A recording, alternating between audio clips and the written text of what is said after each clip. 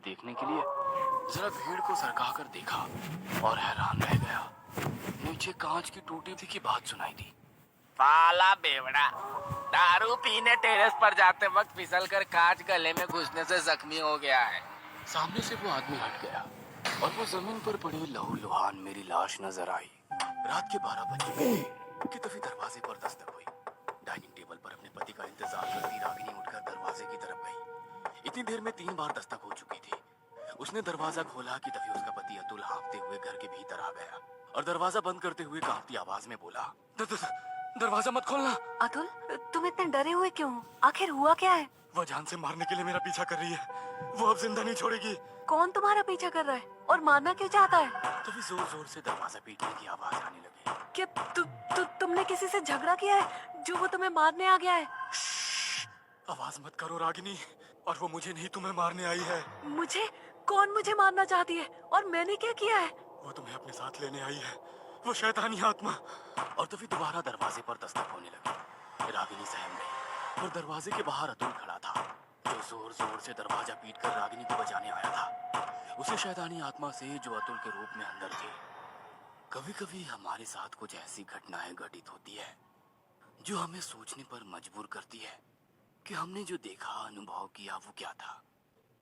आज जो कथा मैं आपको सुनाने वाला हूँ वो एक सच्ची घटना पर आधारित है। ये घटना मेरे दोस्त के साथ घटी थी। एक गाड़ी रात में हवा को चीरते हुए तेजी से हाईवे से गुजर रही थी। रेडियो पे 90s के पुराने गाने चल रहे थे। गाड़ी में बैठा संदीप खिड़की से बाहर गुजरने वाली गाड़ियां देखकर रेडियो पे लगे हुए कुमार शानू के गाने गुनगुना रहा था।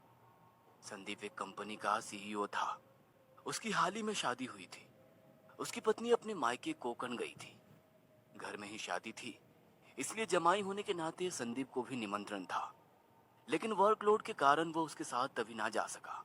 लेकिन उसने अपनी पत्नी को शादी की तैयारियां करने के लिए और कामों में हाथ बटाने के लिए आगे भेजा और खुद बाद में जाएगा ऐसा कहा। रात में हाईवे पर से गुजरती गाड़ियां देख संदीप बोला, ड्राइवर चाचा, और कितनी देर लगेगी पहुंचने में? साहब, और थोड़ा समय लगेगा। तब तक आप झपकी क्यों नहीं ले लेते? मैं कुछ देर बाद आपको उठाता हूँ। संदीप हाँ में सर हिलाते हुए सोने की कोशिश करता है। कुछ समय बाद उसकी आंख लग जाती है। कुछ देर बाद ड्राइवर चाचा संदीप को उठाते हैं और बोलते हैं, साहब, मुझे भूख लगी है। मैंने घर से निकलते समय ही मेरी बहन को कॉल किया था और उसे खाना बनाने के लिए कहा था। यहीं पास में ही उसका घर है। क्यों ना आप भी मेरे साथ आ जाओ और खाना खा लो। नहीं चाचा, मुझे भूख नहीं है। मैंने निकलते समय ही कुछ खा लिया था। आपको अगर भूख लगी हो तो आप जाइए, मैं यहीं गाड़ी में बैठता हूँ। नहीं साहब, ये जगह ठीक नहीं है। आप एक काम कीजिए ना, आप मेरे साथ चलिए। अगर आपको भूख नहीं है तो आप मत खाइएगा, लेकिन सिर्फ चलिए। नहीं चाचा, मैं यहीं रुकूंगा, आप जाइए ना, मेरी चिंता मत कीजिए। लाख मना करने पर भी संदीप ने उनकी एक ना सुनी और गाड़ी में अकेला बैठ गया। जाते वक्त ड्राइवर चाचा ने संदीप से कहा, साहब, आप यहाँ बैठ तो रहे हो, लेकिन जब तक मैं नहीं आ जाता तब तक आप गाड़ी का दरवाजा नहीं खोलना और शीशे भी चढ़ा लेना। कोई अनजान व्यक्ति आए गाड़ी से उतरने को कहे तो भी मत उतरना, और क्योंकि ये जगह ठीक नहीं है साहब, यहाँ चोर लुटेरे भी घूमते रहते हैं। संदीप ने उनकी बात मानकर गाड़ी के शीशे चढ़ा लिए और गाड़ी को अंदर से लॉक किया। अब संदीप गाड़ी में अकेला ही था। हाईवे पर दोनों तरफ घनी झाड़ियां थी। संदीप अब थोड़ा बोर होने लगा।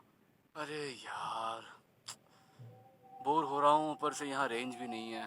अब वो टाइम पास के लिए फोन में सेव किए हुए गाने हेडफोन्स लगाकर सुनने लगा। कुछ समय बाद उसकी नजर गाड़ी के साइड मिरर पर पड़ती है। वहाँ एक छोटी लड़की हाथों में गुड़िया लेकर खड़ी उसे दिखाई देती है। वह लड़की संदीप को ही घूरे जा रही थी। शुरुआत में तो संदीप ने उसे नजरअंदाज किया, मगर वो लड़की अब गाड़ी के पीछे से गाड़ी के सामने आई और वहीं खड़ी रहकर संदीप को घूरने लगी। संदीप ने उसको ध्यान से देखा। वो 12-13 साल की होगी शायद। उसके बाल उसके चेहरे पर आए थे। कुछ इस तरह के बालों के कारण उसकी दाईं आंख ठीक से दिखाई नहीं दे रही थी। उसके हाथ में एक पुरानी गुड़िया थी। उसकी एक आंख बाहर लटक रही थी। ऐसा लग रहा था मानो वो गुड़िया संदीप को ही घूरे जा रही थी। उस गुड़िया के चेहरे पर एक उदासी दिखाई दे रही थी। हाथों में गुड़िया लिए उस बच्ची की गर्दन थोड़ी बाईं और मुड़ी हुई थी। उस छोटी बच्ची के चेहरे पर एक डरावनी हंसी थी। संदीप को तो शुरुआत में लगा ये लड़की यहीं की रहने वाली होगी, लेकिन कुछ देर बाद उसे एहसास हुआ कि इतनी रात में कोई माता पिता अपनी लड़की को बाहर क्यों छोड़ेंगे। उसने उस लड़की से ध्यान हटाने के लिए अपने फोन में देखने लगा। तभी वो लड़की जो गाड़ी के सामने खड़ी थी, अब वो संदीप के बाजू वाली खिड़की के सामने खड़ी हुई और संदीप को नीचे उतरने के लिए इशारा करने लगी और उसे डरावनी तरीके से घूरने लगी। वह लड़की बड़ी अजीब तरह से गाड़ी के चारों ओर चक्कर मारने लगी। उसके इस बर्ताव के कारण संदीप को थोड़ा डर लगने लगा।